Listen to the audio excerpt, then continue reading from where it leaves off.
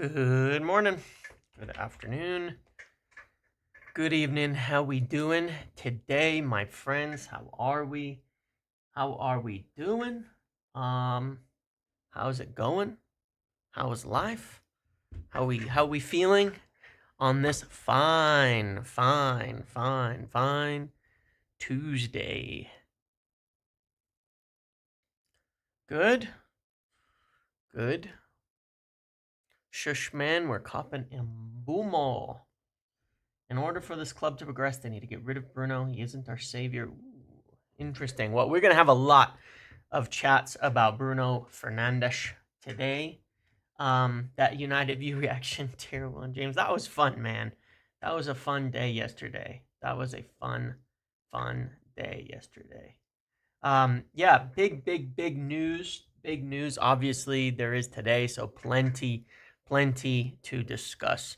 While you are all filing in and joining, as per usual, please like the video. It helps me so much. You guys know that. I want to say something. I want to thank you guys because I don't know if you know this, but yesterday's live, which was like 18 hours ago, something like that, is now officially the most viewed video on my channel, which is pretty sweet. It is officially the most viewed video on my channel. Was yesterday's live, and that was not that long ago. So, thank you for that. Appreciate that. Really cool. And likes by far. I mean, we got to almost 1,500 in the end. So that was really cool to hear that. I mean, everybody's excited. We're all happy. It was the culmination, kind of. I mean, because the story's not done with Embumo, but it was a big one. Yeah, until Gyokeres signs, and then we'll have a bigger one. But yeah, it means a lot. Thank you guys for doing that. Thank you guys for taking part in the video and being a part of everything. So it's all helping. It helps a lot. I've been doing as much as I can in the lead up till summer, and clearly it is making an impact, getting people going. So yeah. So thank you for that. A lot to discuss today, though.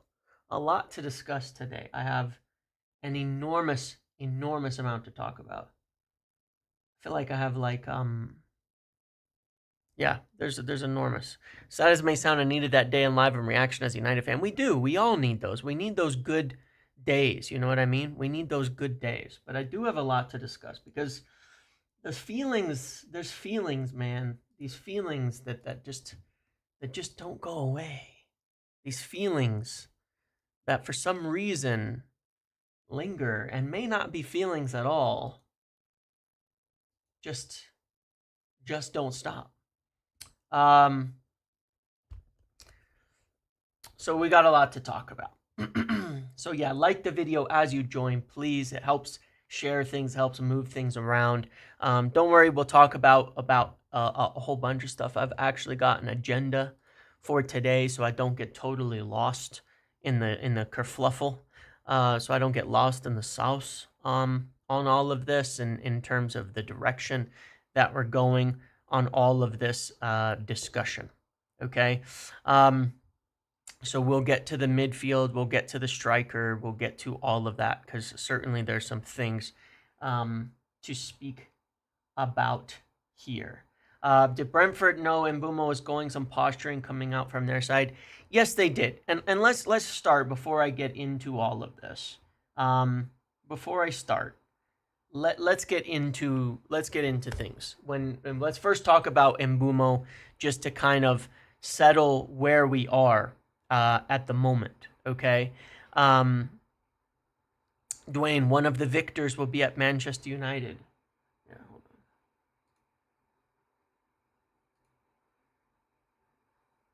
Tony, welcome to the Pro Muppet. I put this, I tweeted this yesterday. Do you guys like it? Someone asked me about my striker choice. You guys like it? Victor Gyokeres? Victor Gyokeres? That's my striker of choice. I said that last night. Victor Gyokeres. That's my striker of choice. And and lo and behold, what do we wake up to? Fresh links. Fresh. Piping hot links. Fresh piping hot links to both victors from The Athletic. Isn't that interesting? Isn't that interesting? It's almost like we knew. Any striker that involves a mask, Mateta as well, right? There you go. 3 masked strikers are 3 remaining names, and we'll talk about strikers in a minute. But I also find it a little bit funny. Yesterday I was briefly yapping about one Gonzalo Ramos, whether he might be an option. Just testing the waters. On Gonzalo Ramos. We were talking about him a little bit. And today there's some stories on that, so we'll get to that in the striker section. So we'll see. We will see. we will talk about Gonzalo Ramos. Okay. We will talk about him as well. So lots to talk about, but let's talk about Embumo first. Where Embumo stands. Embumo is not in the bag. Yeah, well, one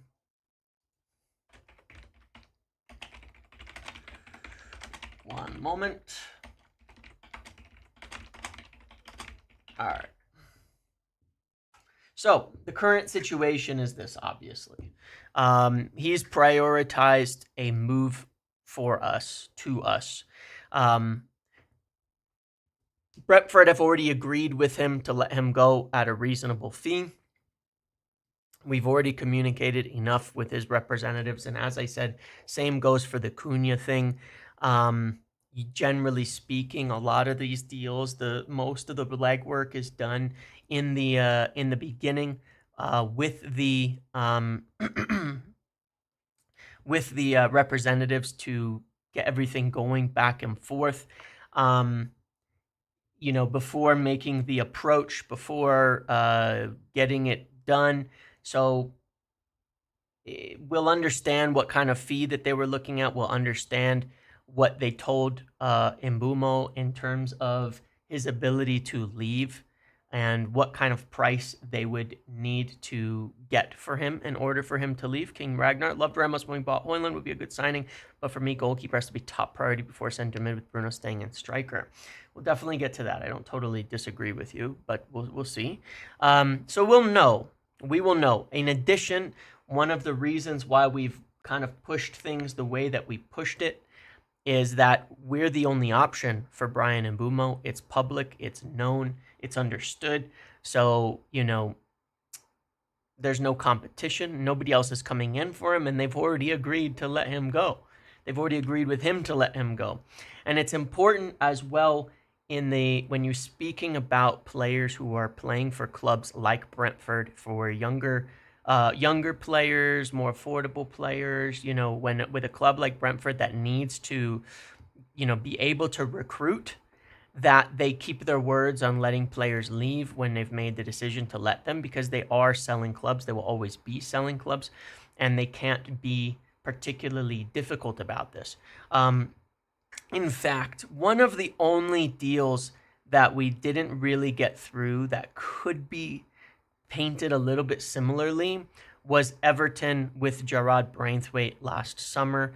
And a big part of that is simply because Everton were mid that takeover, which essentially ended their financial constraints and took Everton, who is not really a small club in the grand scheme of things. They're historically a fairly big club, and took them out of any sort of financial pressure. and they're in a bit of a different state to Brentford. But other than that, we've been able to get pretty much all our deals done pretty smoothly in terms of purchasing and things like that. At the end of the day, talk of Brentford, they're annoyed, they're this, they're that. It's business. You got to understand something. People can say some lines, and sources say, I'm not knocking the reporters on doing their job or anything like that, but it's business. It's business. They're not annoyed at all. I promise you, they're not annoyed about receiving 55 million at Little Brentford. They're just not, okay. Brentford's turnover for 2024 was 166 million pounds. That means the sale of Bryan Embumo for the 50 to 55 million range is 1/3 of their yearly revenue. Okay. They're not sad about it. I promise you that. They are not sad about it. It is massively significant for them to be able to buy players for the prices that they are buying them for and sell them for, for very big fees. That is a win for them, and it is something that makes them an attractive destination for other players. You have to realize that. When you have to realize too, like when players go to, to teams like Brentford, and then they get their move to clubs like United, it's a big boost for them. That is a small club that is punching over their weight due to the way that they've done things, and now they're turning over big players to big clubs, and that is a good thing for them, and they're only going to be it's very encouraging for them. It's going to help their recruitment and things like that. Dwayne, Ollie Watkins can grab him. Can we grab him? I don't know. We'll see. We'll see about that. I'm not sure there's much in Ollie Watkins. What do you think about Juve? We'll talk about sales in a minute. Yeah, Brentford are the real money ballers in the Premier League. They're probably the best money ballers in the league right now, in my opinion. When you compare where they're punching, how they're doing with their manager, their use of analytics, and they're very impressive. I think Brentford are a cool club. I really do.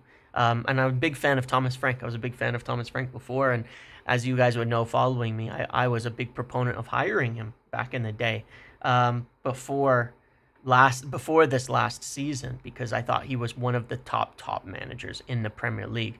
Yeah, and their wage bill is absolutely tiny too. They are easily outperforming almost by far anybody else from a comparison of revenue and wages to where they are in the league. It is very impressive. So regardless, they're going to be good with the money.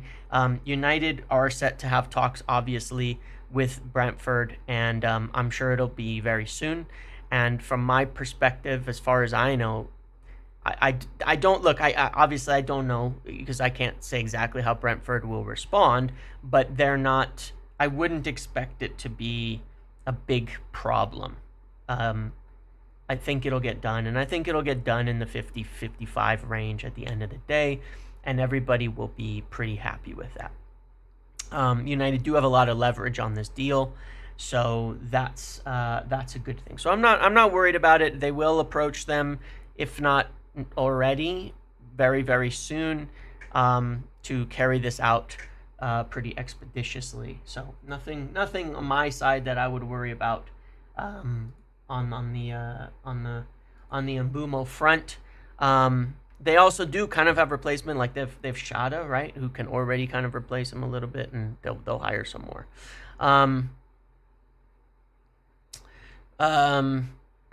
So that is Embumo. Now let's talk about the big question,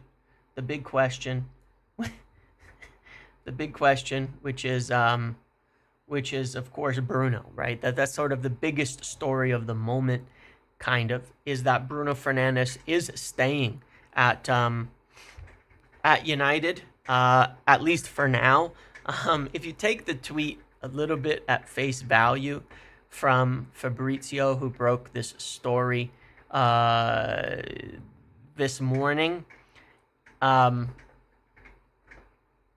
Well, if you take it at face value, he kind of left the door open a little bit with the way that he said it. I'm not the only person who's read it that way, and I'm not the only person that feels that way.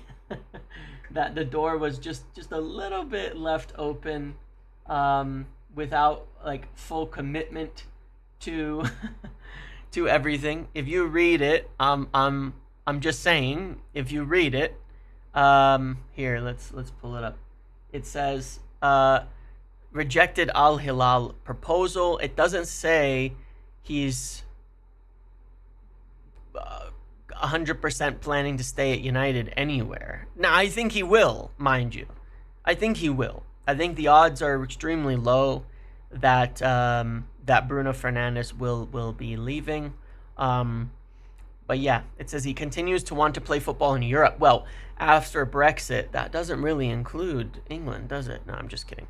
Man United captain wants to play at top level in Europe. Well, is that happening at United? Anyway, the wording was a bit funny to me, and certainly left a little bit of room for, I guess, question as to what it actually means, and where we're actually going from here. I know I'm teasing on the Europe thing. All right, I'm teasing. I'm just teasing on the Europe thing.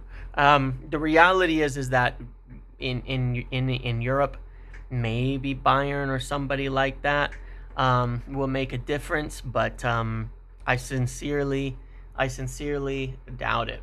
Okay. So look, I think that he will stay, and I think that he'll be a major part of the team, and I think that nobody's going to pay the kind of money that we would be asking for or would need in order to do it. Now, Bayern paid 100 million for Harry Kane, so I think they might consider it. I think they might consider it, but I doubt, because they did look at it last year, and they did have interest last year, but I don't think it'll happen. Just saying, the door is ever so slightly left ajar, and a couple times they speculated that perhaps opening this door in the first place by Bruno was a little bit of an invitation, just a little bit of an invitation for European clubs to come in and say, I'm open to a departure if you know, if you want to come get me. So just a thought, it's just a thought, and yeah, it's just a thought. But I don't think he's going anywhere. Now that he's turned this down, I don't think he's going anywhere. I think he's gonna be here. I don't think anybody's gonna put the kind of money up for him. So that is what it is, and we have to kind of accept that and take a look at the team, as it were, and the implications of that. You know, we were kind of looking at this yesterday and saying, well, all right, what does this mean now for the way that United are going to play? Let's talk about Ahmad for a second, and then we can look at the actual lineup. Other piece of news here is that Ahmad has received an offer, at least not one, from Dortmund. This was put out by a good friend of ours on Twitter, who is very, very reliable, somebody I speak with on the regular, and he shared that Dortmund have been making proposals for Ahmad, or checking out Ahmad to see if they could get a deal done, and he's been turning them down, and that they were going to come nowhere close to our valuation. Ahmad wants to stay at Manchester United, so that one's pretty funny. Dortmund trying to be ridiculous and poach like maybe our best player. Anton, am I only one who finds it insane that our fans are fine with their captain openly flirting with other clubs? No, look, I'm curious for you guys, because I think most people were thinking selling Bruno was probably the right choice. However, I don't think most people are like mad about him staying. Um, I'm not mad about him staying.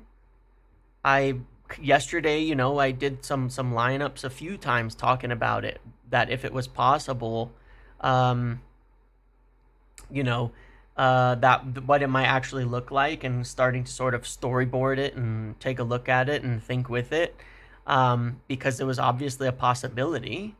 It made a little more sense to the team if he wasn't here, but it's still something worth discussing.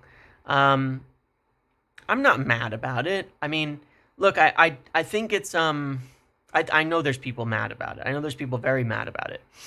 But I think that it's a curiosity.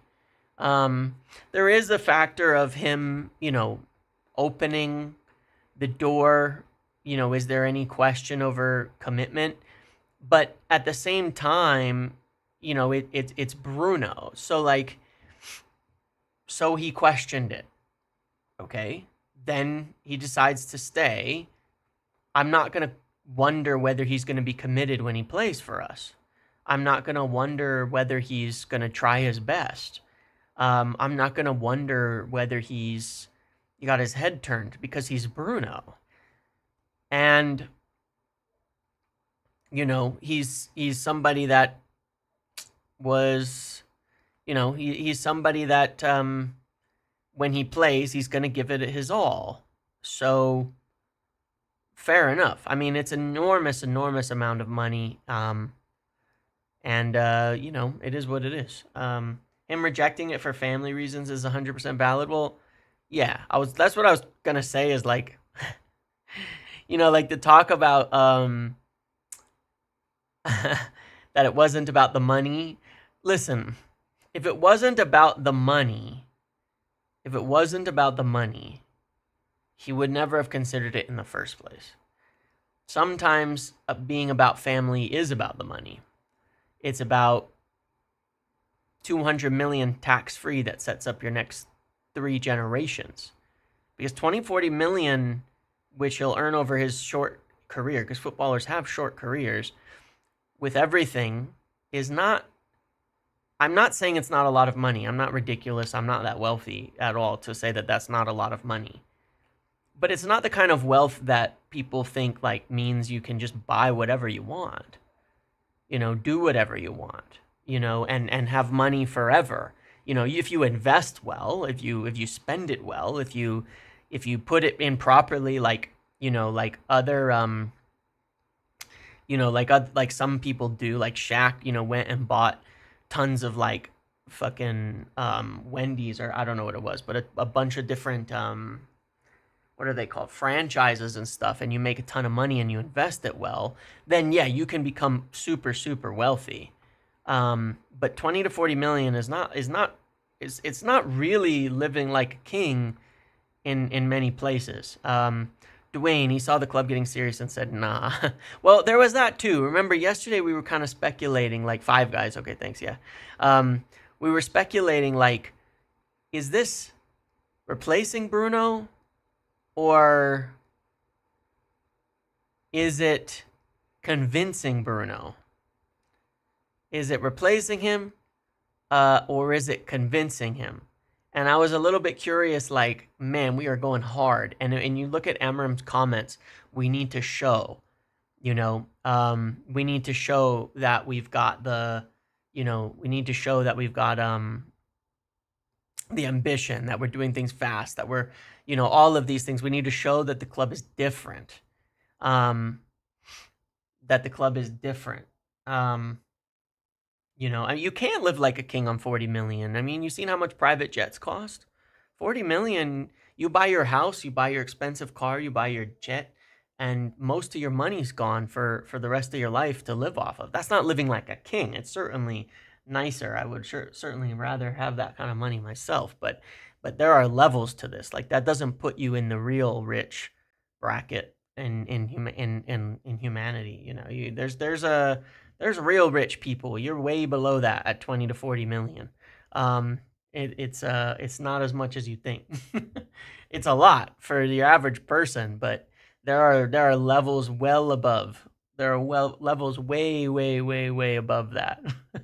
The way Americans view wealth is hilarious. That's only because there are a lot of wealthy people in the United States, and the level. I mean, the levels to them are crazy. Like when you go up, the levels above it are wild. Like 1% isn't king money. You realize that, true, right? Like 1% is not king money because 1% of people aren't kings. Like that. You're talking about when you say someone can live like a king. You're talking about like the 0.001%, not the 1%. You're talking about big, big, big, big, big, big money. Um, I'm above 40 million. Absolutely not. I would not be doing YouTube if I was. I wouldn't be doing YouTube like this if I was if I was anywhere even close to that. Um, yeah, Saudis are the kings. I mean, they have money that goes absolutely insane. James in India, 40 million pounds. I hear you, but you have to look at the average cost of living and the average quality of life and things like that in general. Wealth is more than money. Of course, of course, of course. I didn't say 40 million is not rich, rich. I'm just being serious, man. Like there are levels. Like there are players, and there are, like, even in sports, you've got players and you got owners. Like 40 million, you what kind of 40 million can buy you like a league. 40 million is like, I mean, just let's look at it for example, and then I'll move on. Let, look at it for example. Ryan Reynolds and Rob McEnally were able to buy Wrexham, baby club, and they're some of the wealthier actors in the United States who have a lot of money. And they were able to buy Wrexham. Okay, they were able to buy Wrexham, not a Premier League club, not a Championship club, because those clubs are out of their budget, right? They were able to buy Wrexham, okay, in like the fifth tier, okay. There is a different level of income. Um, that's crazy. That's crazy. I didn't say he wasn't rich. I never said that once. I said it's not generational wealth. You'd be surprised how fast kids can spend your money too. But anyway, we'll move on from that.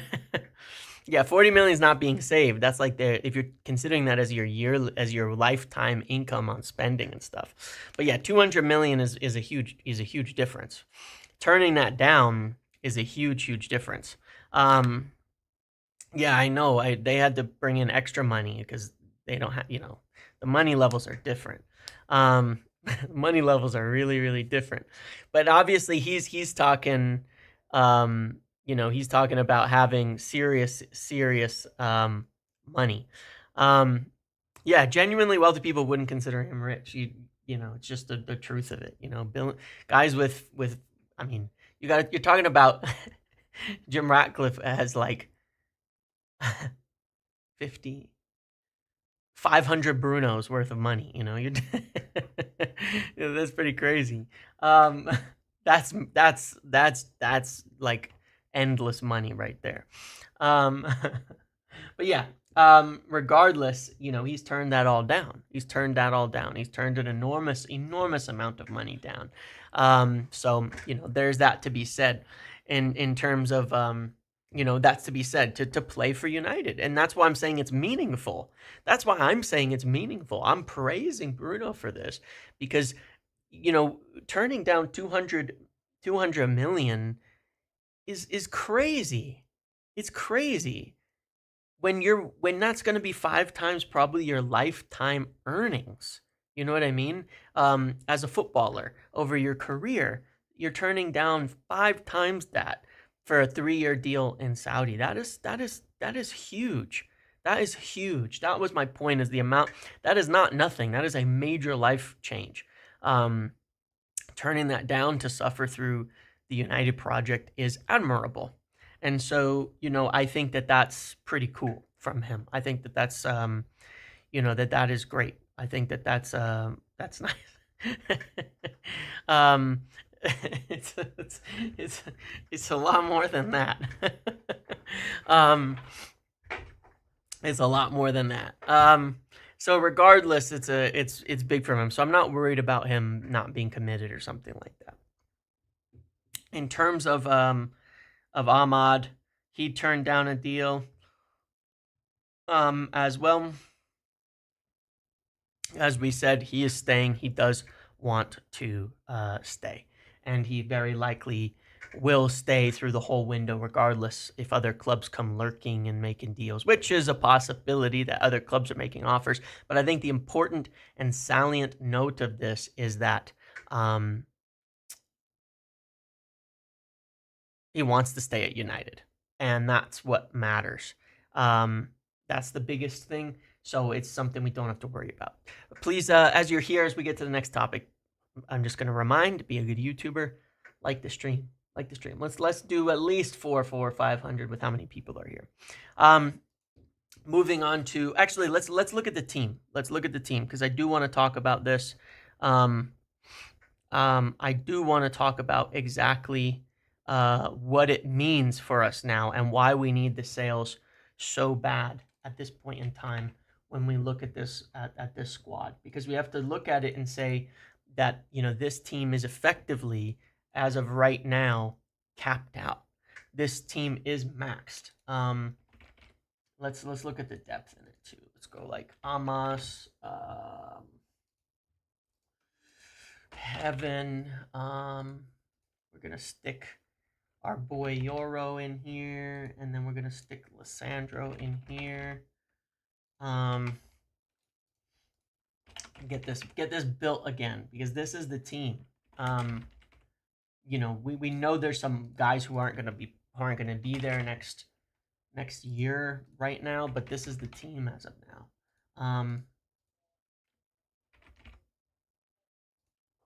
Oops.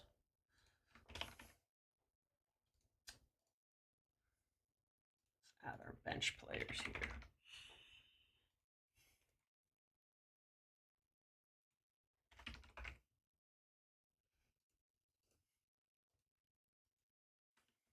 I'm gonna do it like this, okay? Because if Bruno's staying, then obviously, you know, there's flexibility in all of this. And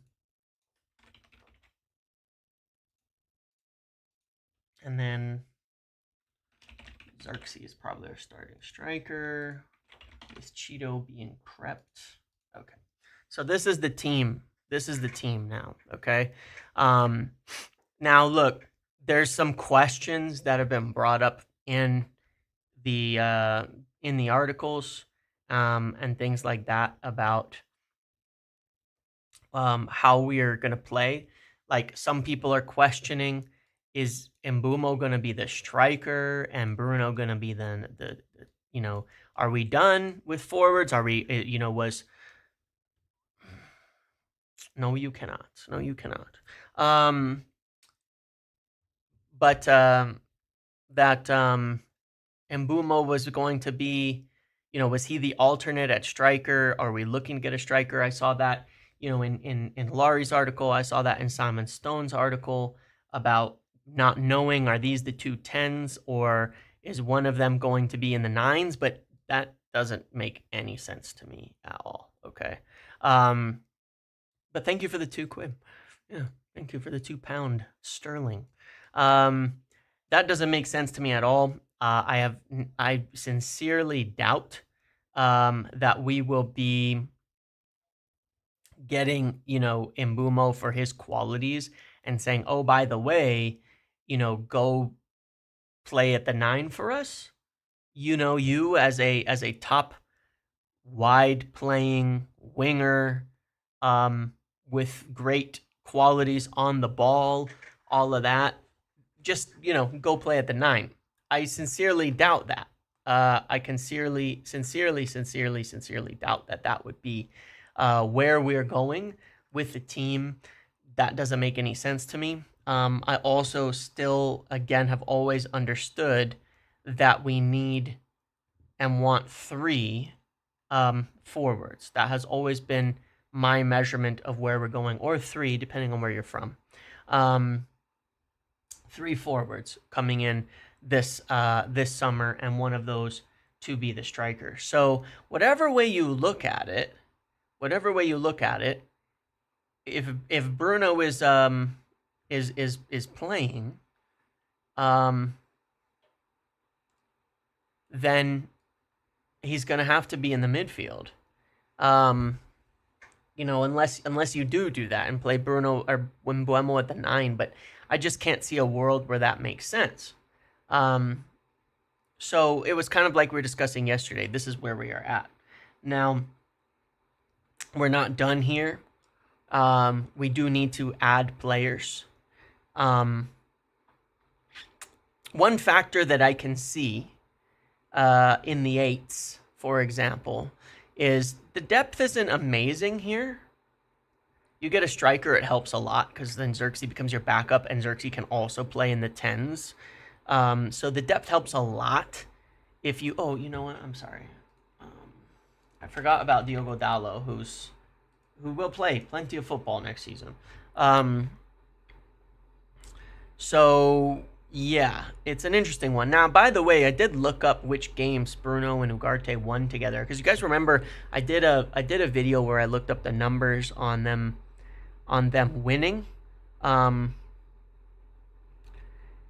like which midfield combinations were the best, and Bruno and Ugarte won 6 out of their 10 games, which is actually pretty good, including away at the Etihad, Fulham, and a couple other decent games.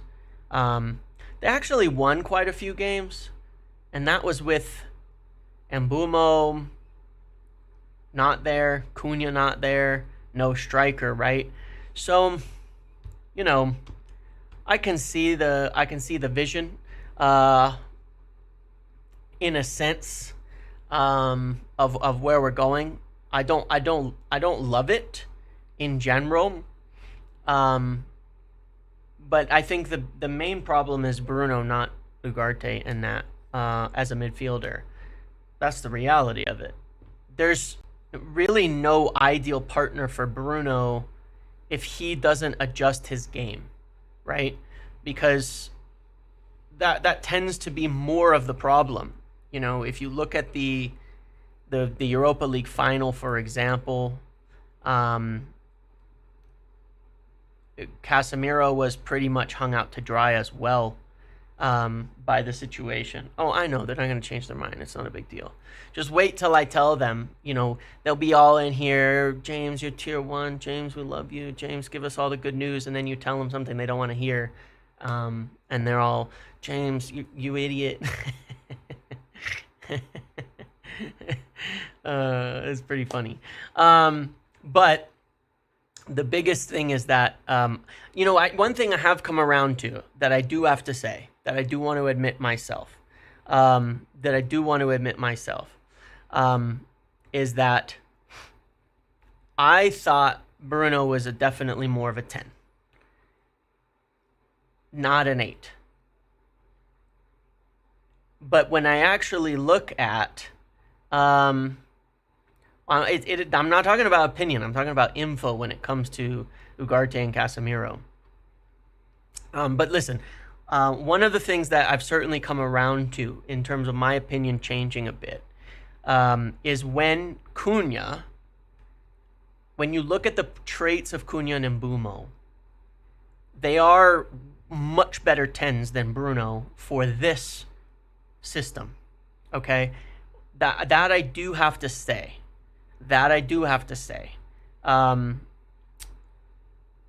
He's a 10, but he's not an Amorim 10, like, at all. Because the biggest traits that you want in an Amorim 10, that he wants more than absolutely anything else in the world, do you know what they are? The 10s that he wants, what is their biggest trait? Do you know what they are? I've said it like 100,000 times from day one, and I've said it's one of the biggest problems we have in the entire squad. The biggest traits he wants in his 10, the most important thing, is something Bruno is bad at. It's like one of the few things he's bad at: dribbling and carrying. Yeah, running with the ball, exactly. Um, the only balls Bruno carries are his own, and that's great. And that's a lot of work because he's got them, but he's not carrying that ball up the pitch. He's not dribbling up the pitch. He's not moving out the pitch. Now, Hazard bumped. Have you snuck yourself into Patreon? Because we were having a chat about the booty this morning. We were having a chat about the booty this morning, talking about Embumo's massive keister and how it's making a difference to his ability to play, and how it's actually a very funny but useful asset. And I think The Athletic or somebody else actually did an entire piece on it, an entire video on Yaya Toure saying who uses their ass well in football, and how it's actually like a big asset. There you go, asset. Yeah, there you go. You got it. You caught on. Eden Hazard, Embumo, they've got some, they are absolutely double cheeked up Monday through Sunday, putting defenders off, all of that. Okay, so yeah, it is something. Those smaller players who have that, that's a big deal. That's a big deal.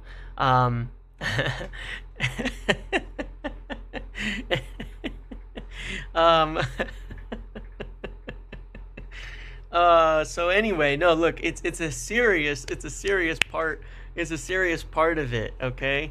That gives them that power. One time I said that I thought Embumo would be much better playing more narrow with Ahmad wide, because Embumo is better with a defender on his back. And the reason for that, quite literally, is because his ass keeps him like a good 2 feet off of him, and so it's easier for him to hold off that pressure and make a turn on his own, because he's got that, that lower body that goes crazy. So sorry. All right. Where was I?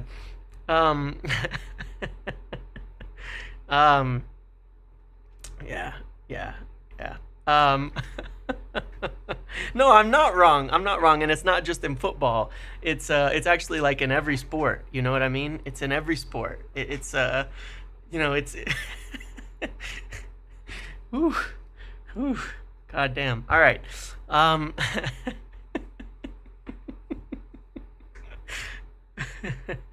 Oh God. Oh man. I'm an ass man. It is what it is. It doesn't matter who. Share the love, spread it around. You know what I mean?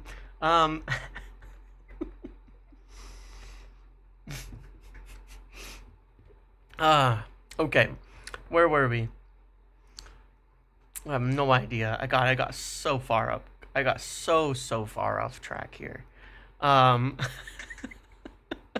Bearded Wonder, loving your content, James. You are the best. Thank you, my friend. I appreciate it. Good Lord. Okay. Let's get this back under control. Let's get this back under control. Let's get it. Let's get it back under control. Figure out where we were talking about. We still have a lot to do. We still. Should I pull up? No. I'm not gonna pull up the pictures because no. Never mind. Let's move. Let's move on. Oh, I'm dying.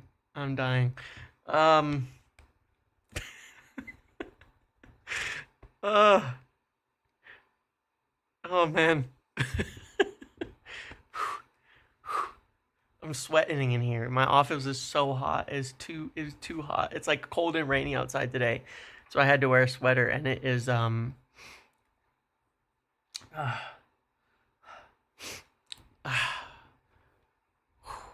composure. Hold on. Okay. Send a video. You know. Oh man. All right. Um, I'm actually quite sunburnt too, so I'm like really red and like everything as well. Um, all right. Anyway, let's move on. What were we saying? But yeah, anyway, I was just saying that I think I think we've got it essentially sorted out, right? In terms of where we want to be. That Embumo doesn't really make sense to be the 9. We do probably want another 9. Um, stop. You guys are killing me. You guys are killing me. You guys are killing me. Um, Stop it. Shh. I'm trying to get back on track. Shh. I'm trying. I'm trying to get back on track. Um, but yeah, one of the things I did want to say as well, is Joshua Xerxes in here. Like, I do quite like the dynamic of this. I do quite like the dynamic of this. We'll talk about the midfield again in a minute and where we're going. I do like the dynamic of this. However, one of the things that is really, really important is, like I did a video. Stop. I had the exact same thought that Josh is kind of cheeked up. You know what I'm saying? Oh my god! All right, okay. Hold on. I gotta stop. I gotta stop. I gotta stop.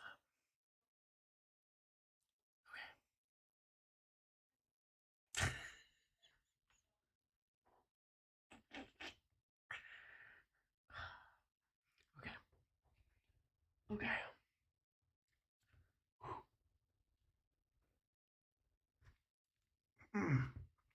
Okay. I gotta block the chat out for like 5 minutes until I can get my composure back. So let's stop. All right, hold on. I'm gonna stick it over here. Okay, but um, the problem that we do have with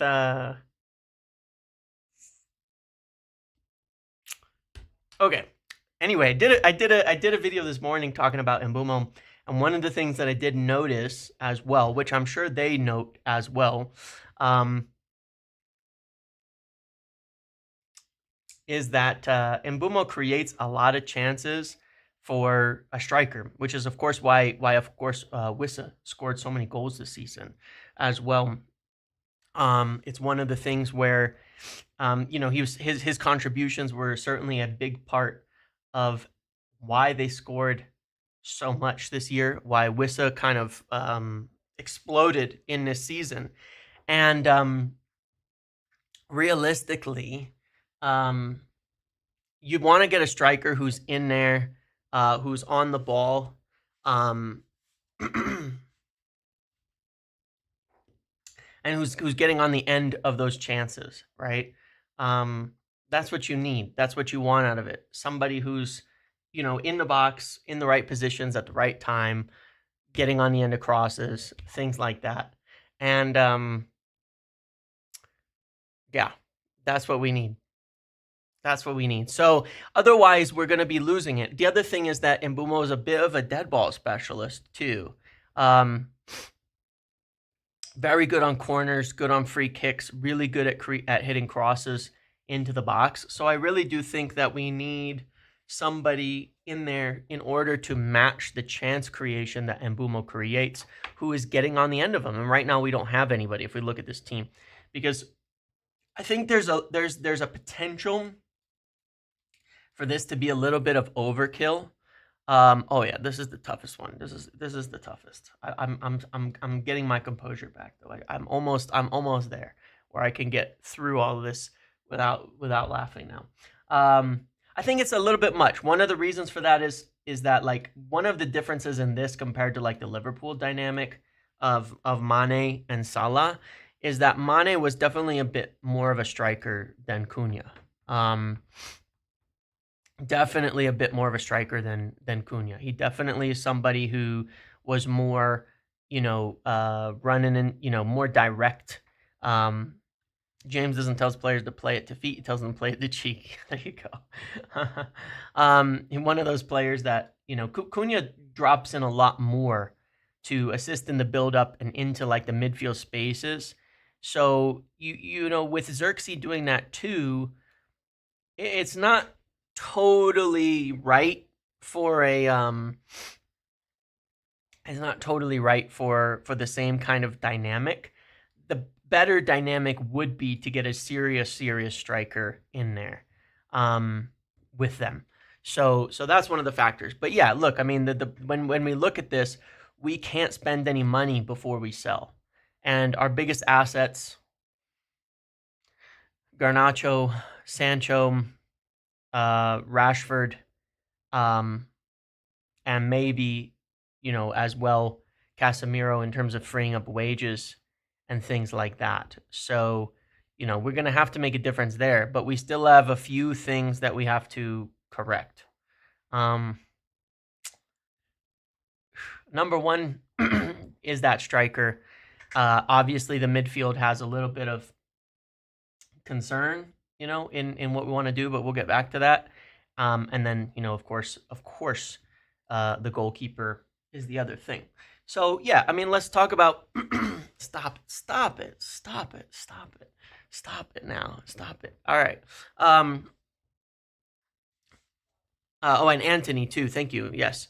So in terms of the sales, where are we at? Because we need to raise money now. With Bruno not being sold, this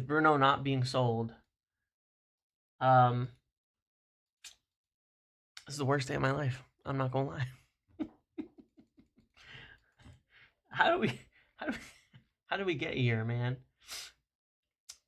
How did we get here? So I'll tell you something. Wait. Oh yeah. How did we get here, man? How did we get ourselves into this position? How did we end up here?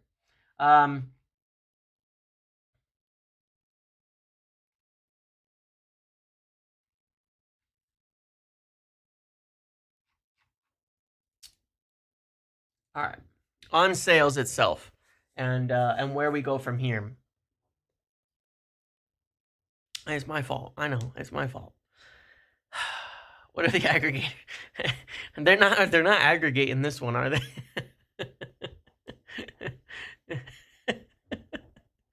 They're not aggregating this one. And then obviously, aside from Bruno, Sancho coming back. Now we get a nice little 5 million payment there. So hey, 5 million it is. Now we have to figure out where we're gonna go from here. We got to get to the sales section because I have a great joke. I mean, the striker section, because I have a really great joke or a line that I've been thinking all day that I really want to get to. So I need to get through this. I need to get through the sales section so I could get to striker. Okay, I'm prepared. I am prepared. I have a thing. I have a thing to say. I have a thing to prepare for. So on sales. Let's talk about Sancho first. Obviously, he is returning to United now. Clearly, we're going to need to move him on. Now, you have to bear in mind that he's got 16 million left on his amortization costs at this point in time. So, well, it's like 15 million actually. Maybe it's a little less. And so, not only do we have that year of wages, but we need that. We need some money. Now we got 5, so if we can get 10 more, that would be okay. We can get 10 more, that would be okay. That would be fine. But yeah, 10 more would be fine.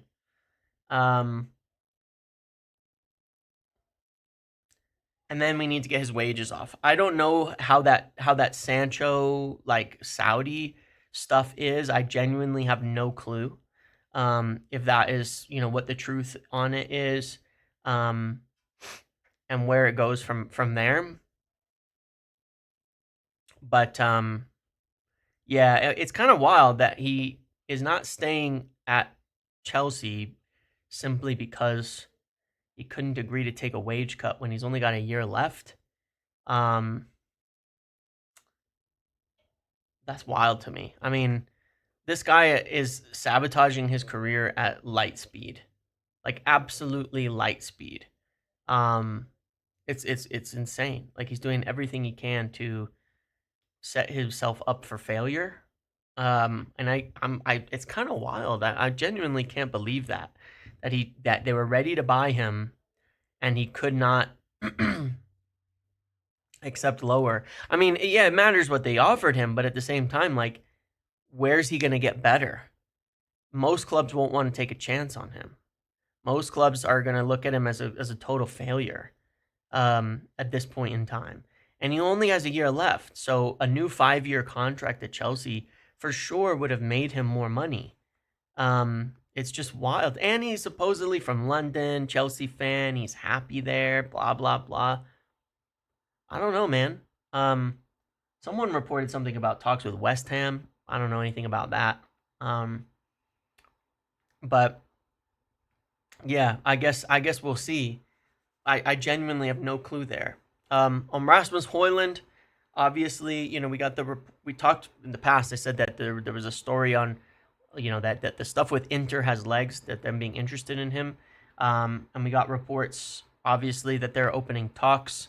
That's going to be a tricky one, right? A difficult one. What we kind of know is that, and what I know is that, they're obviously going to be looking for, they're going to be looking for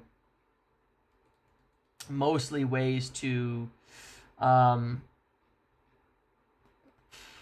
going to be looking at mostly ways in order to get a loan from Inter side. They're going to be looking to a loan. They're going to be looking for, ways to get a loan for Højlund, because nobody's going to pay the kind of money what we need. Again, when we pay these exorbitant fees, we owe still 40-something million on Rasmus Højlund. That means in order to sell him, we're going to need like at minimum 35 million. Nobody's going to pay that right now. If we were able to sell him, we'd immediately be able to get a striker. That would immediately allow us to get a striker by getting that amortization off the books. But the likelihood of that is near zero. So, a best bet is probably some kind of loan from Inter. But we're going to see if we can figure out something else. I'm wondering, can we do a loan? Can we do a loan with an obligation for, I don't know, 25 million? That might be okay. That's something where we can take the money on it right away. Breezy, PSG paid 54 million plus add-ons for Ramos. I get fans scared because of Ugarte deal, but I do a loan with obligation for Ramos. 23 and scores goals with sell-on value. Yeah, we'll talk about him in the striker section because I think it's not worth completely writing off or walking away from. But yeah, I think Højlund would do well back in Italy again. You see the pace of the league. Defensively, it's kind of a joke a little bit. For speedy players, for physical players. I mean, you look at that final against, essentially the best Italian team, and you look at how the attack just absolutely ripped up those defenses. You can see how it's sort of a strange situation in Serie A. You can see how McTominay went there and, won the league, player of the season, scoring goals left and right. I think Højlund would do quite well there, and I think that he could be okay. So I do think that there's potential in that, but it's going to be rough. That's going to be a rough negotiation. I saw there was reports about Højlund wanting to stay yesterday, right? There's some things about that. There's probably truth in that. However, that being said, I'm about 90% sure, or at least I'm pretty sure from what I know, that the club would make it very clear if there's a good offer on the table that he needs to take it and that he won't play at United. So, yeah, we will see. We will see about that, where this goes. But I do think we'll probably hear some more about this week in terms of potential offer, things like that. Fabrizio confirms Sancho 100% sale, no return. Yeah, he is not coming back. He's not being reintegrated into the team. Neither is Rashford. So moving on to Rashford, obviously he's still Hoyland is a United fan and has his own dedicated fan channel. I know. So he wouldn't want to leave, but you know, I'm sure he'll find someone at the Inter stand. You know, Rashford has, you know, his own obviously interest in joining Barcelona.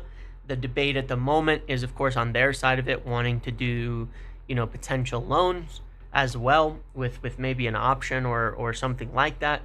You know, we have to negotiate about that as well, and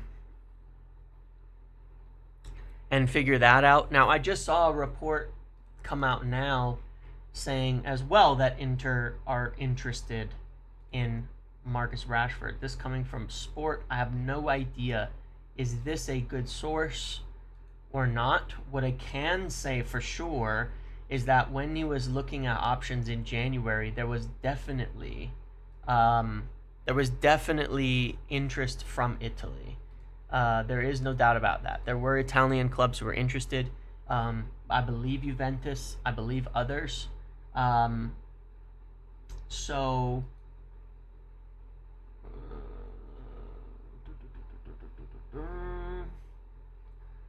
the Inter Milan is another target for, you know, is also targeting him. So, you know, more competition is good here.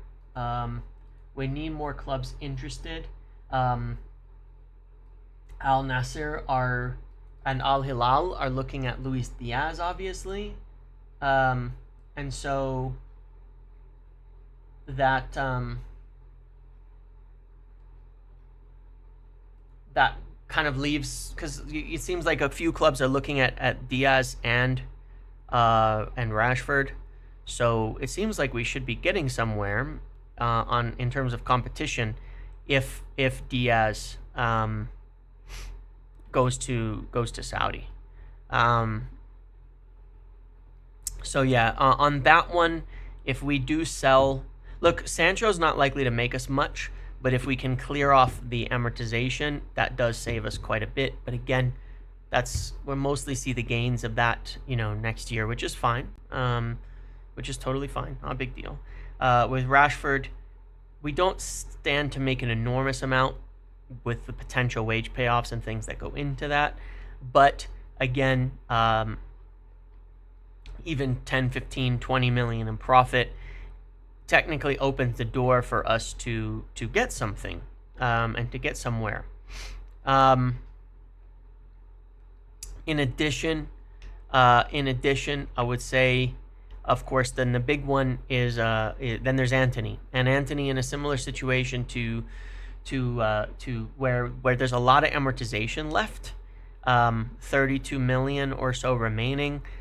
If we can get, the reason why this one's actually really interesting, I'll tell you why this one's a little more interesting to me than even Garnacho in terms of what it opens the door for, is because we have this amortization already on the books. It's not a one-time savings. If we can move Antony out, we're saving 16 million a year for the next 2 years. Now, obviously, a one-time profit of 50 is bigger than the 32 over 2 years that you're saving, but just in terms of how they balance the books in general, that seems to help. Now, we've got Bayer Leverkusen interested in him, Atletico interested in him, and now apparently Juventus interested in him. So if that happens, that immediately it opens up a decent bit of space for us. So right now it feels like maybe Saudi is the most realistic for Sancho. It feels like Inter's the most realistic for Hoyland, but it would have to be on loan. I would say Barcelona is still the most realistic for Rashford, but it's still up in the air to a degree on that. And then for Antony, there's a few options. There's definitely a few options showing up, but we do need some of these clubs to kind of actually make a move and be a little more decisive in the market, because we are essentially with Embumo stuck and stalled on our moves moving forward until we get this done. Then there's Garnacho, and obviously this one is the big one because it's a one-time sale profit for an academy player that could unlock an enormous amount of spending, where we could go make deals. And obviously we'd want to keep selling because we want to balance the books for future years, but the initial profit on that is really, really big. The initial profit on that could be really, really big. Anthony, our most wanted player, who would have guessed that last summer? I know, it's crazy. With Garnacho, there's still some talk about Chelsea, but they're looking at Gittins at the moment.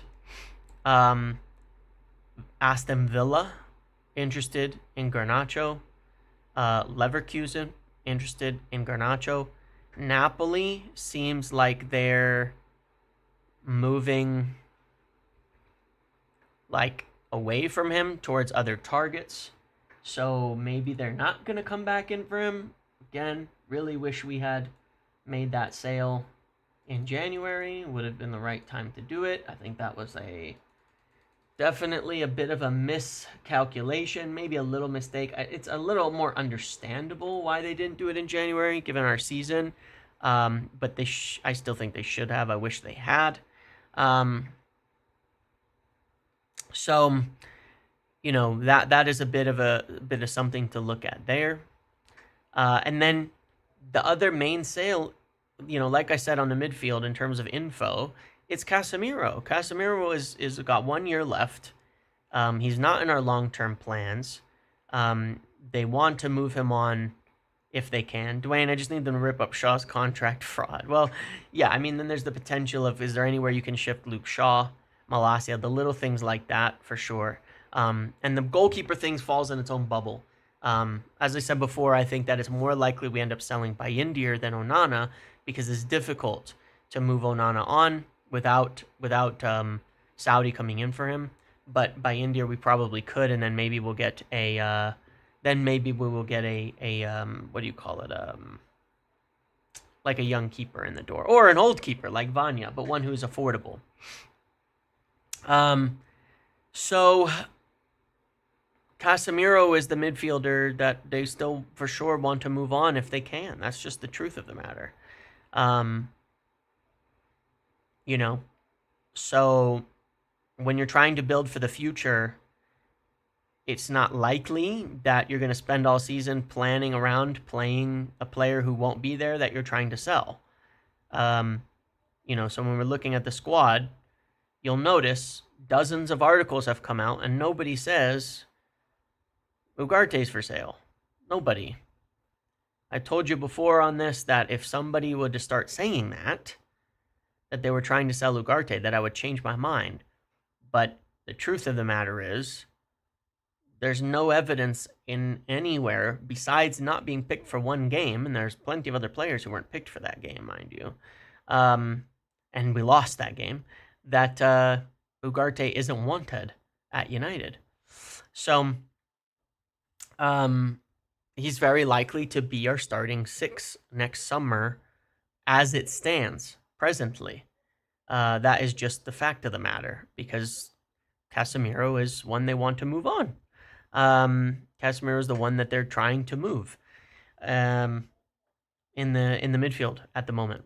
So obviously long term, I think we're open to getting multiple midfielders, for sure, but it's not necessarily something for this summer. So it's Ugarte, Bruno as a midfield pairing horror. Well, the problem is, I don't really disagree with you. I have serious doubts about it. But there is no ideal midfield with Bruno, which is weird to say. But in a two-man midfield, there's no ideal midfield for Bruno that fits Bruno. There's no partnership that will work. If you play Casemiro and Bruno, then I mean, if you play Casemiro and Bruno, then Casemiro's not getting covered. at all. He has no legs to do that. Yeah, 4-0-3 in the Prem. 4 wins in 7 games in the Prem under Amarim, like Nice as Doom says there, and that's with poor forwards. And so, as much as we can doom over it, we obviously could win games. We just need to score a lot of goals. you know, 4 wins in 7 is actually pretty damn good. It's a near 2 points per game is where we were at. Overall, let's all agree the striker section from now must be renamed to Gyokeres. Thank you for the donation, Jason. So, yeah, we'll see. We'll see what the if you score goals, you cover up a lot of bad things. That is totally true. That's totally true. Yeah, it sounds bad on paper, but I know, and it's they won games, including at the Etihad away. With a very good performance. Bruno going to need to learn something from Vitinha and Neves. Well, look, and that's where I say, in my opinion, the bigger problem in that partnership is Bruno. But if he can, there's a couple of things that will have to happen. I'm not going to cope and say that they will happen, but I'm going to say they have to happen in order for this to succeed. One is in the system. I've said this before. One of the things that does have to happen, that will make this better and will make the whole system work better and cover up some of the flaws. Like, let's say specifically Ugarte's flaws in terms of progressing the ball. Let's say that we assume that is a problem, and people think that is fine. Well, the way you solve that is the way it's been solved in every Amarim team since he started managing at Sporting, which is the 10s come deep. The 10s come deep, and the ball isn't being super progressed by the midfield, and it's not supposed to be. If you even look at the Villa game, funnily enough, and it was Casemiro and Bruno in that game, if you look at that game and you watch most of it in the beginning, one thing you will notice, the ball was not progressing through the midfield. If you watch the first half of the Chelsea game, which is when things were working like they were supposed to, the ball was not progressing through the midfield. The ball was progressing from the center backs to the number 10s, from the goalkeeper to the number 10s, from the midfield out wide to the wing backs, from the midfield in here. And that's one of the things that will solve the problem, is if the 10s are actually doing their job, instead of just running forward and waiting for long balls to come through, so that you don't have these massive gaps between players. Because the gaps between the players is a problem. You watch the games, massive gaps between the players, and it's one thing I noticed people have pointed out tactically that they don't like about Amarim's system and all of that, is that there's gaps, big gaps between the players, and they're right. It's not supposed to be that way, though.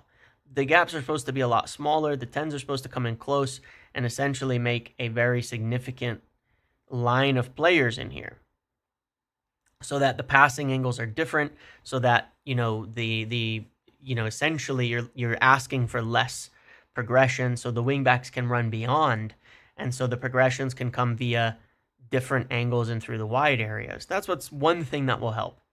The second option that will help is out of possession. When we get the ball, when we win it, these guys have to push high. We have to be really, really brave.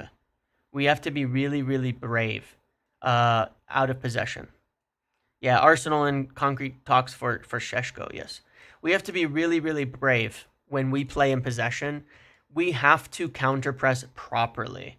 We cannot half-ass it. We cannot have our midfield sitting deep. We have to have this central center-back stepping up and making a 3, essentially, out of possession when we have the ball in the opposition half. They've got to be super, super brave, these center-backs, and get all the way up in their face to win the game. I mean, to win the ball high up the pitch when we lose it, so that there isn't big gaps for transition, so that we can actually block it off.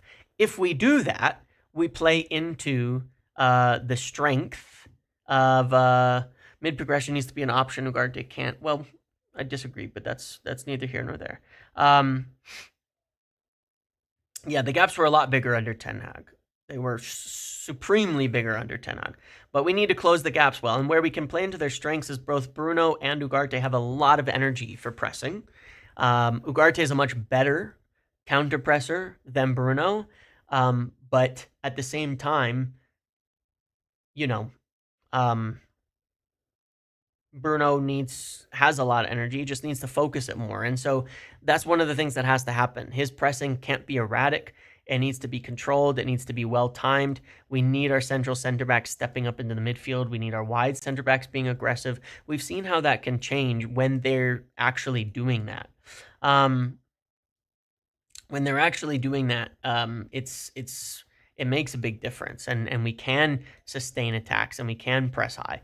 One of the good things about players that we're getting in, like Embumo and Ahmad, if you look at them, these guys are pressing monsters. I mean, these guys are absolutely pressing monsters.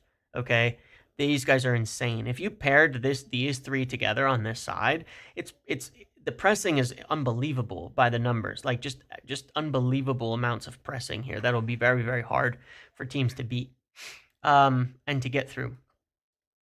So, those are some of the things that have to improve. We need a bit better situational awareness.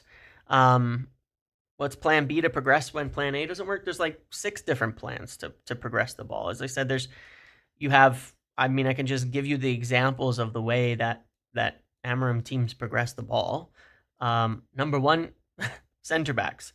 Center backs into midfielders, turn and carry up the pitch. That's number 1. Not plan A, actually, but that's one way that they do it. Number 2 is these 10s come deep. You pass to them, they turn and carry it up the pitch. Number 3, they turn and pass it to them. Number 4, they drop deeper, pass it in here. They make this run in there. Number 5, the striker makes the run into the channel, and you send the balls down to the channel from the back line. Number 6, if you drag the defense out, and we saw this one a lot, you hit the ball right up to the middle to the number 9 in this position, who can knock it down and control it, which Højlund can't do, but Xerxes can. So there's 6 ways that we can build up without needing the 2-man midfield to pass the ball forward. And it's all about the proper movements and rotations. When teams press us and stop progression to the wingbacks, what's Ugarte going to do? Occupy a player, knock it down to the 9, the way that we were doing it all last year. When we played against 3 backs, which was interesting, we did struggle with the press the most. The biggest problem, and the biggest reason for that is because Rasmus Højlund can't win a ball. So every time the ball would come into him, he would lose it. Whereas when we were playing at times with Xerxes, he would knock the ball down, win it, pass it over to these players. And that is a huge, huge difference. So we'll have to figure that out. Recycling is a valid skill. It's pretty funny. People used to have a huge, huge deal on, I think it was Kovacic, when he was at Chelsea, and criticize him heavily because all he did was go backwards. All he did was recycle. All he did. And then he went to City, and people were like, oh my God, Kovacic, because suddenly recycling looked pretty good in a team that utilizes recycling the ball a lot. So I know how narratives and things can change. But yeah, there's a lot of different angles and a lot of different ways that we can play. But one of the things, obviously, in getting a striker like maybe Gyokeres is that, running into the channels and sending those balls into them to win it is huge. And Gyokeres is quite good at that. That is something he does extremely well. That Saudi source is not reliable, unfortunately, my friends. The one you're talking about on Al Nasir, I'll find out more about it, but I don't think that's real. So Bruno's positional discipline will matter. I don't want him. Those are things that have to change. We don't have a better partner in the team because we don't have anybody who has the kind of work rate and the legs. But we do have enough quality from these guys dropping into the midfield to make numbers. So those are some of the things that are going to have to improve for this to work, in my opinion, because otherwise, we don't have an option. There's nothing better. There's nobody else who's going to cover up and do the legwork. The fact of the matter is, is in this system, the midfielders touch the ball a bit, but they're mostly moving it from one side to the other, or forward, or essentially backwards. And you can look at that all you want, but those are some of the things that have to improve. We can't have Bruno going out of control, going crazy forward, and he did adjust in certain ways that he played with the ball. Unfortunately, it seems like in the final, he reverted to tight. We've seen it time and time again when we get pressed man-to-man, it's long ball. You know who else does that? Liverpool. And they won the league. Liverpool have made a living out of going long when the press is run a certain way against them. And you know who do it to Liverpool? Everybody. It's their main weakness. When they press teams man-to-man, teams go long against them, they have trouble dealing with it, and and it's like a big issue. Sometimes you just go long, man. Sometimes you just go long. Most teams have the ability to go long from time to time. They don't all have to play through teams on every single occasion in order for it to be good football. It is what it is. It's a valid thing. And we have a manager. They win every second ball. You are absolutely correct. A man-to-man press is hard to beat, and a lot of times you have to do it by going long. That's just a normal way.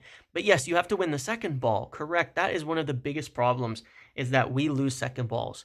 When the ball gets knocked down, when someone hits it, when someone blocks it,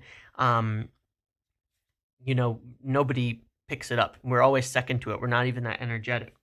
But we also have a manager whose plan is going long from time to time. You can just that's the manager. That's what we've got. That's going to be the plan. You know what I mean? That's going to be what we are going to do. We win second balls in Europe, yes, where we're better in Europe, yep, as well. We went man for man in the 7-0. Totally true. Totally true. Sure, they are good at playing out of pressure as well. They totally are. But you can be able to go long at times. I mean, it is what it is. So we need Bruno to improve kind of either way. We need Bruno to improve either way. But there's different ways to go long. Like I said, when we played against 3 at the back teams, they would press us man-to-man here. We had 2 problems. One is that these 10s move like shit when it's Garnacho. He's awful at movement in the middle third. He does nothing to support it. He never has, and probably never will. He always just runs forward. The other big factor here, and this is not long ball. I don't know why people consider every pass to the striker to be long ball, but we move it out to the wing back or to the center back, and they would chip it over into this giant gaping space in the middle where the striker is, and Xerxes would lose it every single time. Højlund would lose it every single time. When it wasn't Xerxes, we would lose it every single time, and then Xerxes would come on, and suddenly we control the game. The best example I can give you of this, and it was a midfield of Bruno and Ugarte for this game, the best example I can give it to you is to watch Fulham away. The 1-0 win where Lisandro Martinez scores. And you will watch 60 minutes of us playing around their press, knocking it over in a chip to Højlund, and the ball just bouncing off of him, or him, just shoving his ass backwards and letting the defender get the ball in front of him. And the moment Xerxes came on, literally the moment Xerxes came on, we controlled the game, built up into their final third, started getting the pressure, and went and scored eventually to win that game. Literally the moment Xerxes came on, because he could actually knock a ball down and control it and play to feet, to chest. He could actually win the ball. Having a striker who can win the ball and knock it down is not like something crazy. I mean, Harry Kane does it. I did miss one. Scheifel, thank you for the donation. And again, thank you for the donation. I really, really appreciate that. It was the most obvious example. Like, to me, that's not long ball. Playing over the press, being able to, chip it to the striker and have them knock it down. Harry Kane made a career of being able to win those kind of balls and knock it down and distribute it, on top of obviously his other excellent traits. But that's a normal part of build-up. That's an ordinary part of build-up. But of course, it can't be the only thing we do. But it is a solution. It is a solution when teams go man-to-man. The other solution is running into the channels, which also works to progress you up the pitch if you have a good enough player. There's more solutions than that. Having players like Cunha and Embumo who can actually receive the ball and turn means that when you're man-to-man, you can win a one-on-one. Because remember, this is the point on a man-to-man. Why does man-to-man press work? Because your assumption in a man-to-man press is that you are going to win the one-on-ones when you're pressing man-to-man. That is the assumption, that your man, one-to-one, is going to be better than the other man, one-to-one. Whereas a zonal press is more trying to take away from the individual advantages. That's true of all sports. If you can go man-to-man, and you can win it man-to-man, then teams can stop playing you man-to-man. So when you have players who can actually win their duels, then teams stop playing you man-to-man. Yeah, rotations help too, and there's no doubt about that. There's ways around it, but actually having players who win their battles is also meaningful. Cunha can win his battles. Embumo can win his battles. Ahmad can win his battles. And when they play, when Ahmad would play out wide, you'd also notice our pressing, our build-up was better because he would actually win his battles. So there's advantages to buying players who can win their duels versus literally the worst dueler in England in Alejandro Garnacho. So yeah, these are serious reasons why I can see improvement. Doesn't mean it's perfect, but I can see that either way, it's not like it's not going to make a difference by doing all of this. It will make a difference, but we're going to need improvement from everybody involved and adjustment from the players left too. All right. Okay, speaking of striker, obviously the biggest thing here that is going on, Garnacho leaving is absolutely tactical as well. It was right from the off, decided he doesn't really fit, but we're going to try. It's definitely not just personal. He got plenty of chances to perform well and didn't perform well either. Yeah. Striker. What's going on here? Almost time for the joke here. Okay. So obviously I've been talking about Gyokeres for a while. And I talked about Osimhen for a while. And as you can kind of see from the article that came out like this morning from Laurie and now Daily Mail and all of them, they're kind of starting to catch up. Because now they're saying, wait, Gyokeres is Amram's main target. I've been telling you for a long time, he's the dream. He's the top target. He's the guy that they want to get if they can get him. And why I don't believe for a second as well that that Embumo was the Delap alternative is because before the Europa League final,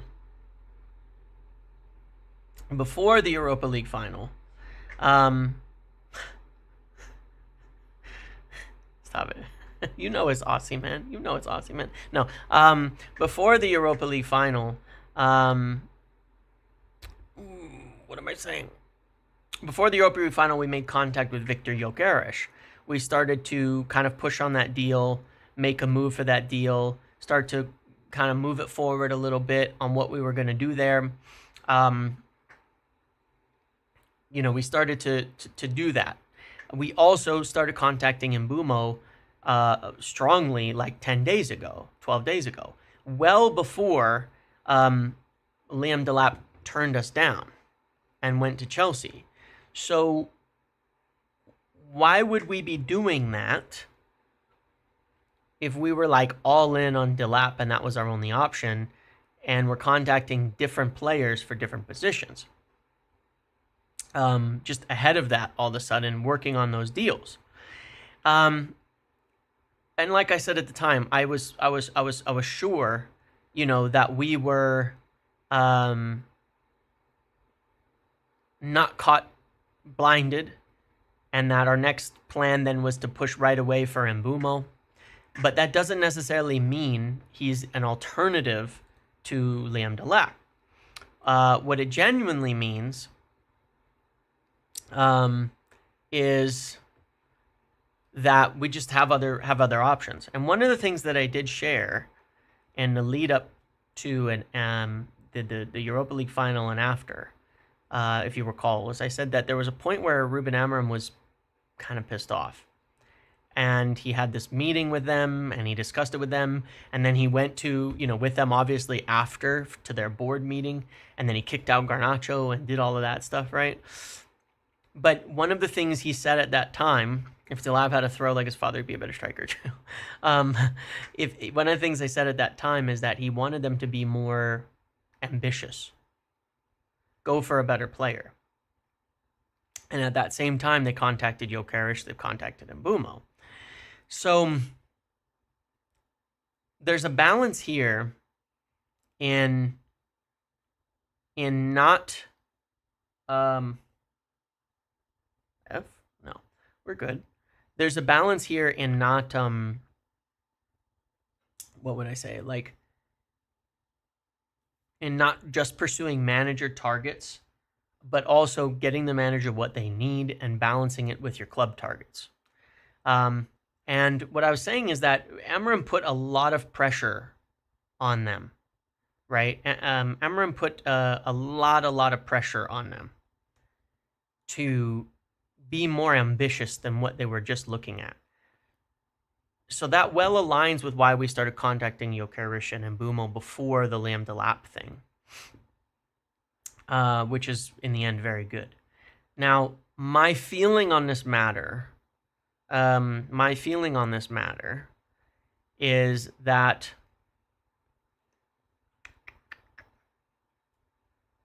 we probably are in a... I just get this feeling that we are in a position where we could get Gyokeres. We need more money. No doubt about that. We need more money. But I have this feeling that we can get him.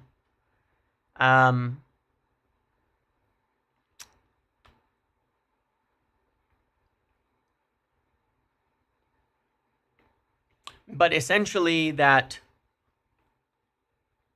the discussion was, listen, we want to get... No, that's bait. The discussion was that we want to get perhaps the targets the club views and rates extremely highly sort of first, because we want these three kind of forwards coming in. Because you don't want to just be led by the manager. So it's sort of like, that's fine. Gyokeres is maybe not at the top of the club's list as a player. However,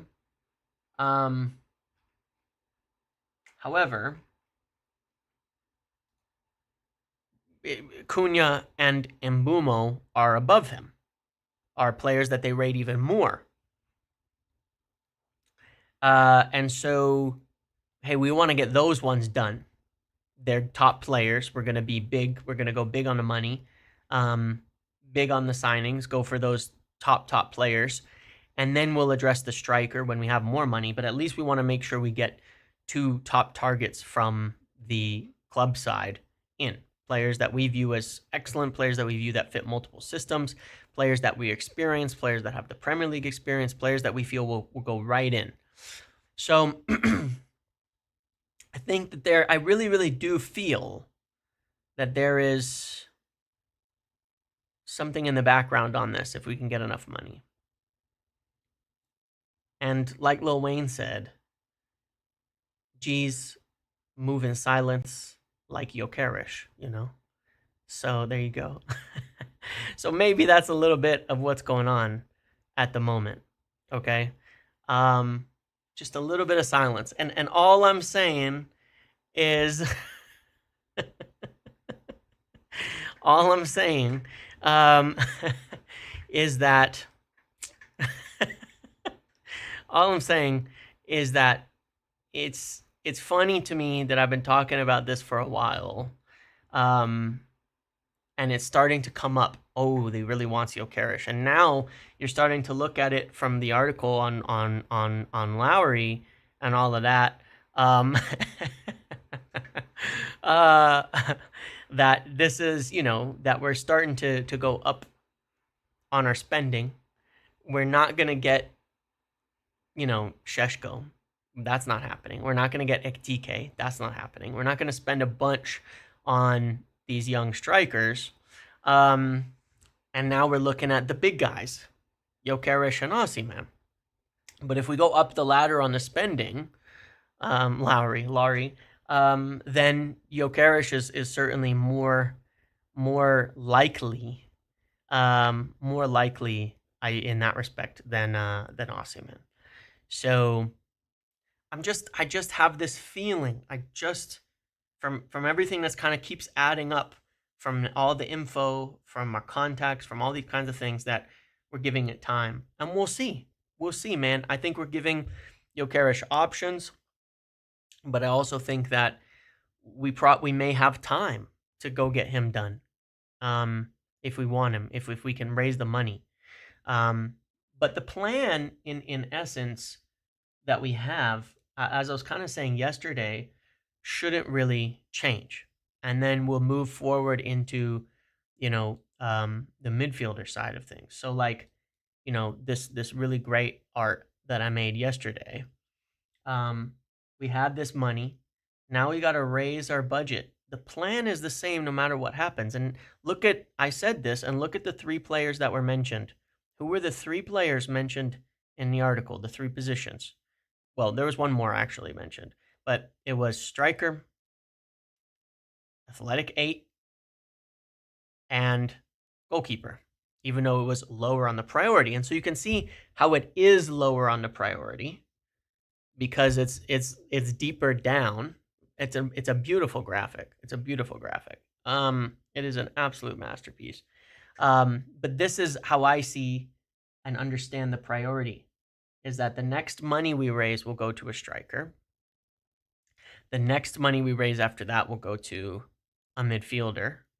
And it's going to need us to sell to get midfielders in. We have to move players out. I'm telling you that for sure. We'll have to, somebody's going to have to depart from the midfield for us to get that. And the biggest candidate is Casemiro in terms of making space, right?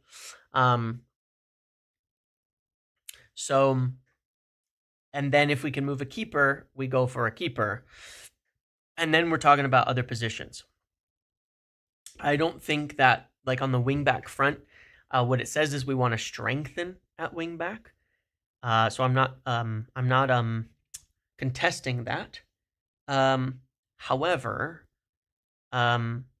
strengthen at wingback doesn't necessarily mean sign a wingback. It can mean simply you signing an Embumo, and then Ahmad is pushed to wingback permanently, and so you're strengthened at wingback, and you have more options there. So yes, hang it in the Louvre, right? So I believe that this is the direction of travel, basically. Now, we may not even particularly need, I'm not saying we don't, but we may not even particularly need an attacking 8 this season, technically, because we're not in Europe, and we have enough players. And you have the same issue with an 8, is that, are they going to play behind Bruno?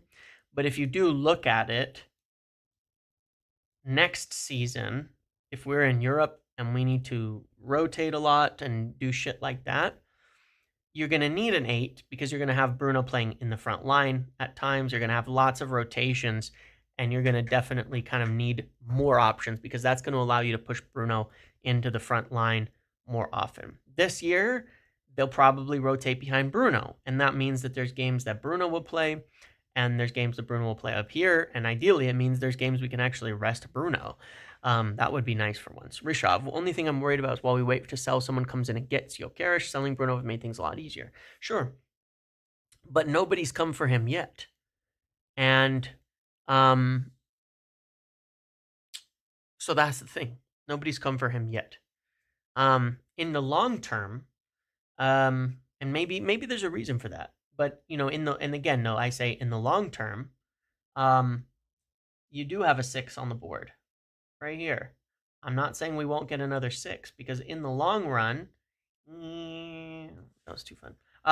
In the long run, you do want a 6 as well. And I think this is a next season business because you still have Casemiro here, and all of that. So this to me is next season's business that we probably won't get to because we do not have enough money from sales to get there at this point in time. The likelihood that we can afford all these positions doesn't seem possible.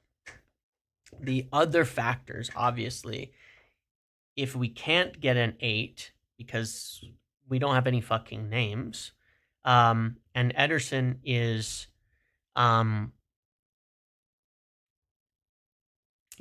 Wharton, I think, is the next summer project.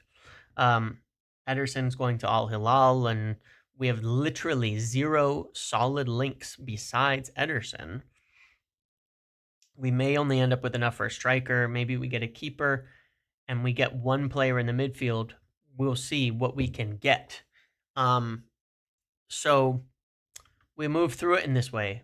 We do have enough players. I've seen Kamara as a suggestion. I don't know how realistic it is that we could or would get him, or is he more of a 6 or an 8, to be honest? Is he more of a 6 or an 8? But either way, we may get loans. I think Ederson's been played down because it's difficult. I know for certain that United have been interested. I think it's mostly because it's expensive, and difficult to get. We have like literally no links. Kamara, no, the other Kamara, right? People are talking about a different Kamara, not Boubacar Kamara, but the Kamara from France, right? Or Monaco, yeah, a different Kamara. We're talking about a different Kamara, not the Villa player, the other one. I've definitely seen, links to him that do have some merit, but there's nothing going on that.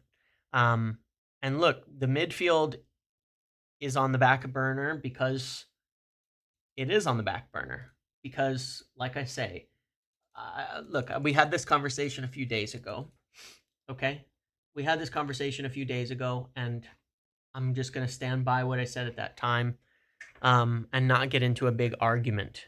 Okay, which is that I don't pretend to know more than the people at the club and insist that I know better. That's not what I do. I look at what I believe to be happening based on the information that is given to me, and I inform my opinion based on that because I think that the people who are there now are more intelligent, more knowledgeable, and have more experience than I. Dwayne, we don't have box-to-box midfielders at all. I think Manu will get there by the end of summer too, by the way. And I actually think Ugarte is probably a better box-to-box than he is a 6, but that's another story. That's just an opinion. But the information was that the biggest problem in the team was goals. I've said this many times, goals, goals, goals. Well, you saw that. That was in Laurie's article. That was in the Mail article. That's been in everybody's article, that the priority was to solve the goals because we had so many games this season. People love to talk about the midfield while we're playing the worst forwards in the Premier League up front who cannot finish anything, and we could not score. We didn't, even with the flaws of the even with the flaws of the Casemiro, Bruno midfield and all of that. The only reason Spurs were able to play out their plan and sit back in defense for 60, 70 minutes is because they knew we would never score against them, that our forwards would never beat them. They bet on it, that we would never beat them. And so many teams have bet on that. Forest bet on that. Our forwards had never beat them. Our forwards have cost us innumerable amounts of points. Significantly more. You're ignoring the Fletchers, the Ji-Sung Parks, the guys who were, doing all of that. And if you want to make the comparison about where we're going from, look at the forwards we used to have. Look at the forwards we used to have. Massive, massive, insane drop-off in the forwards. We used to have constantly 4 strikers in the team, the best in England. We would buy them. We would pull them from other clubs. We'd take, Berbatov, and we took Van Persie, and we had Ronaldo, and we took Tevez, and we had Rooney, and we had the most insane forwards on earth. It's the massive, massive fall off. We also had Carrick. Carrick was also hugely criticized at the time, but we won. One of our best seasons ever was with Fletcher and Fletcher and I don't remember the names of everybody, to be quite honest, but we also won plenty with Fletcher and Park and similar players like that were not always world-class players. So it is what it is. And it's not, and we're also playing in a bit of a different system. I think that we obviously need to improve upon the midfield, but there is a step-by-step process. And the biggest thing, yeah, I know the whole time Carrick was there, people were saying we need a destroyer, and then now people hate destroyers. I don't downplay Carrick because I loved Carrick. I loved Carrick very much. Bruno just talked about him staying. Yeah, I see that those kind of quotes are coming out.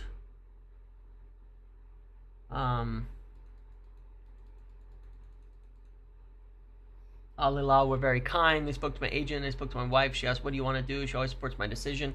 It would not have been easy to move there. I know the Portuguese players there very well, but I want to play at the highest level and compete for major titles. I can do that and still want to. I'm very passionate about football.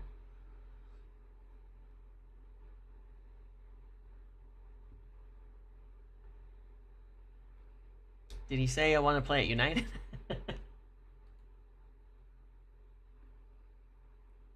There you go. Look, he confirms, by the way, it's completely up to him.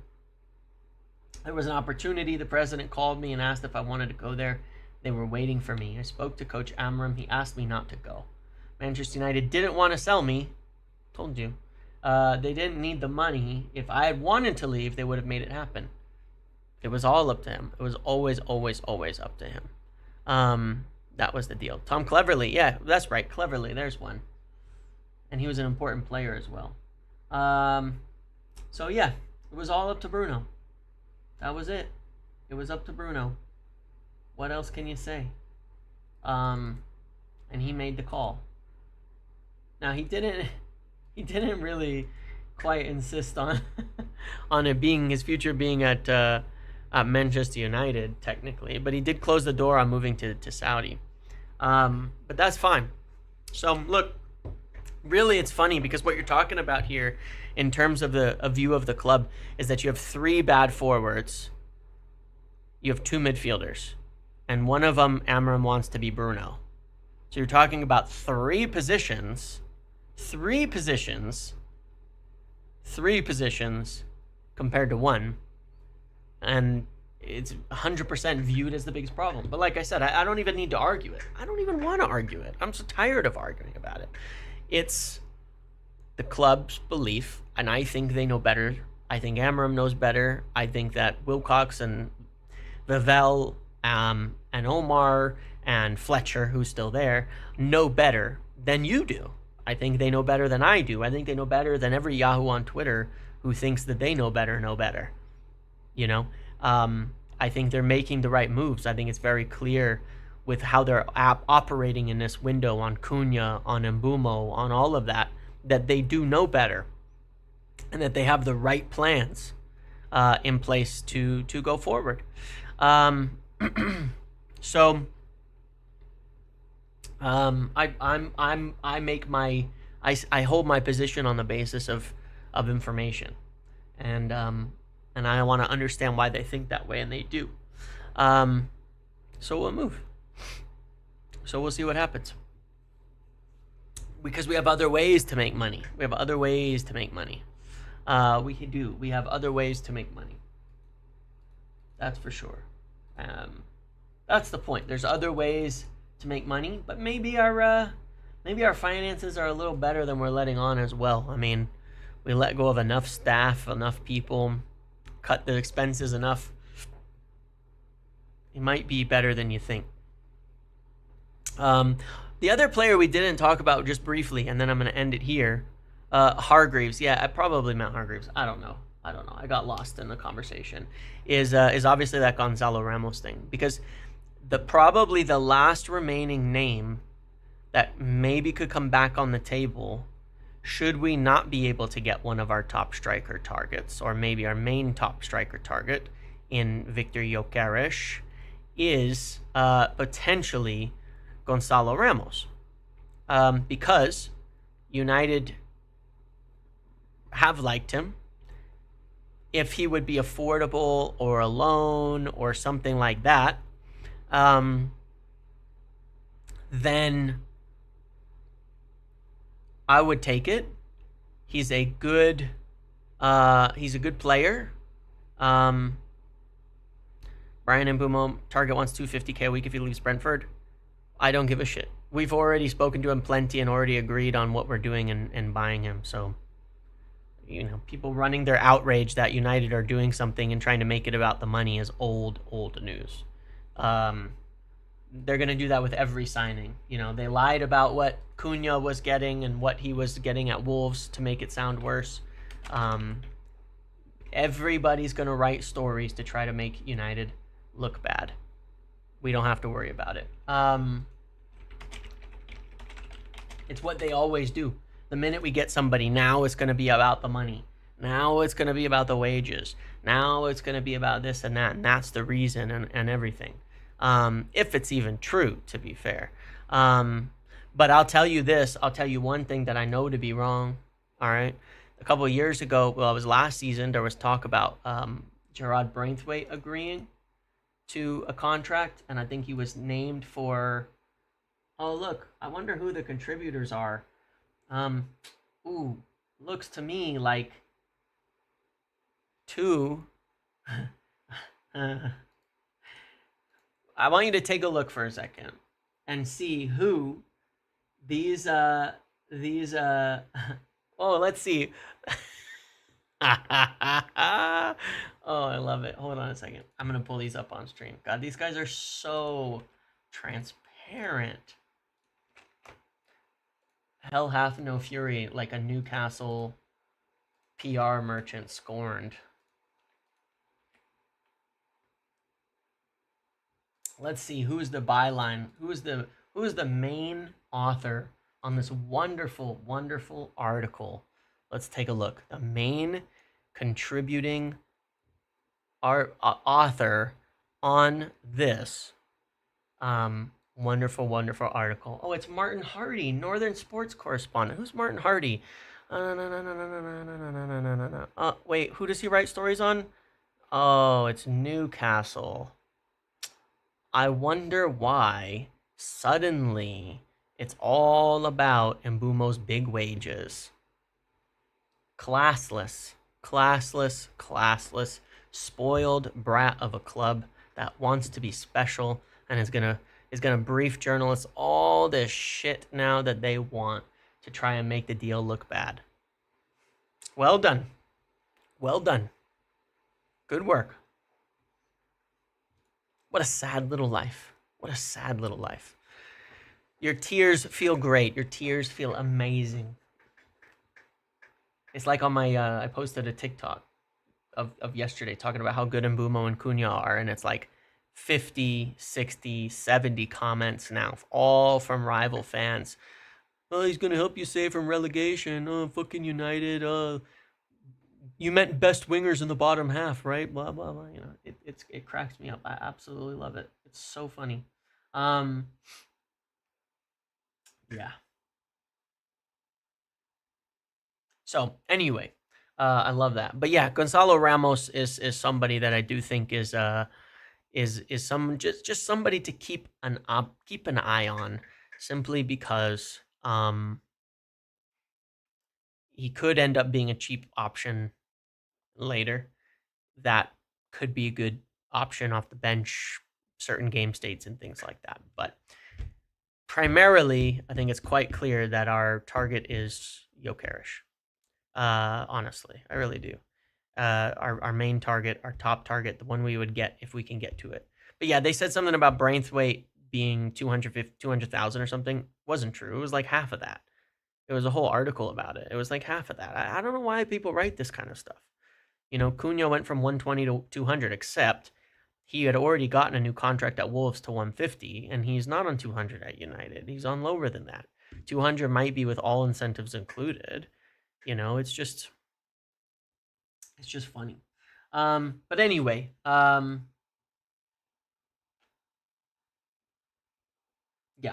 Regardless, let's end it there. 2 hours nearly gone. It's been a good one. I appreciate you all being here.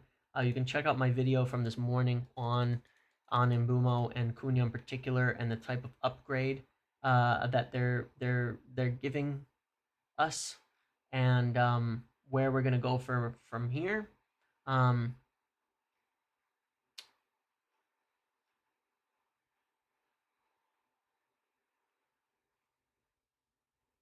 Yeah, and we'll see what's next. But sales is the big thing.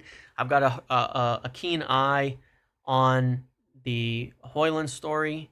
We're working on the sales, and then we'll make an approach here to Brentford very, very soon as well. And hopefully, if it's not done, I should have an update before end of the week on that in terms of club to club talks and things like that too.